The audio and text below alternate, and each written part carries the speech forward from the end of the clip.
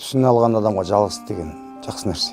Жалғыздықты сезінбеген адам, жалғыздықты құрметтеп, жалғыздықпен дос болмаған адам ертең сеніп жүрген дос сатып кеткен кезде сынады. Ал жалғыздықпен дос болған адам досы, бауыры сатып кеткеннің өзінде сол жалғыздығымен аман қалады. Страховка жалғыздық деген. Және жалғыздық Құдайға жақындау.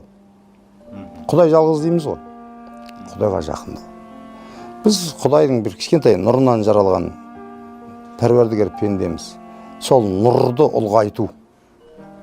Нұр деп отырғаным бір жарқыраған жарық емес шығар, мөлдір мұң. Мұң десе бәрі бір уайым, қайғы, қасірет деп ойлайды.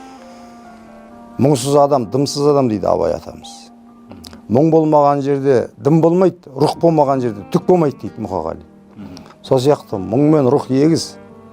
Ол мұң мөлдір, рух алдаспандай көз қарықтыратын өткір болуға тиіс деп ойлаймын.